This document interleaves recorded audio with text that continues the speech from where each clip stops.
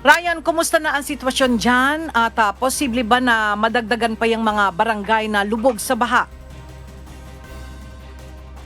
Magandang umaga, Ella.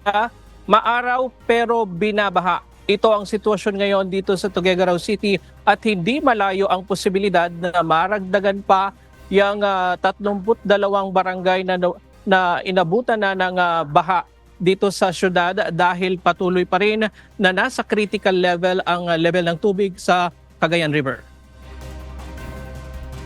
Aminado ang lokal na pamahalaan ng Tuguegarao City na nakakaranas na sila ng typhoon fatigue dahil sa sunod-sunod na bagyong dumaan sa kanila at may paparating pang 2 bagyo na posibleng manalasa sa syudad. Dagdag pa ang ating mga kababayang pilit bumabalik sa kanilang mga tahanan kahit pa may banta ng flash flood dahil nasa critical level pa rin ang Cagayan River. Madami pa rin pong mga pasaway, lalo po yung mga hindi po taga Tuguegarao mismo na borders lang namin dito. Kagabi ho talagang pinagalitan ko dahil sabi ko ho, bukod sa buhay ninyo na kailangan naming isalba, yun pong buhay din ng mga rescuers namin. Yun pong buhay din po ng mga responders namin ang nakasalalay dyan. May mga pamilya din po ito mga taong to. And at the rate that we are going, pang 5 bagyo na po, meron at merong typhoon fatigue, no? Meron at merong pagod na nararamdaman lahat po. Especially ho sa amin na hindi naman po kami nagpapabaya sa trabaho. Umabot na sa 32 mula sa 48 na barangay sa syudad ng Tuguegarao ang inabot ng tubig baha galing sa Cagayan River. Malaki pa rin ang posibilidad na tumaas ang bilang na ito dahil nasa critical level pa rin ang Cagayan River.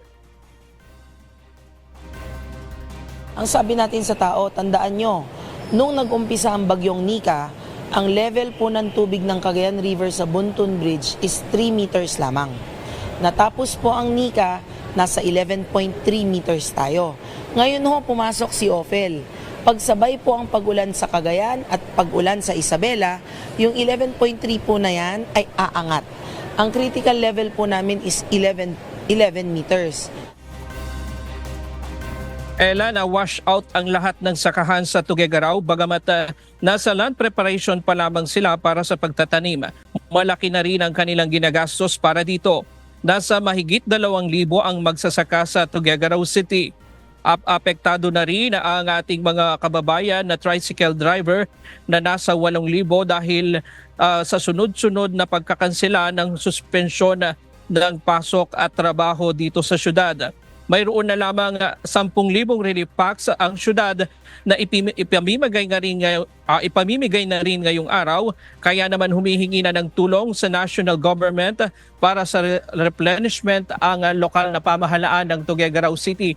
Kanina umabot na lamang sa 11 meters yung na-monitor na tubig dito sa May Buntun Bridge. Unti-unti na yung bumababa mula doon sa pinakamataas kagabi na 11.4 na na-monitor. Pero sa ngayon, wala naman na itatalang mga casualty dito sa syudad. At yan muna ang latest mula dito sa Tuguegarao. Balik sa iyo, Ella. Alright, maraming salamat, Ryan Lacanlale.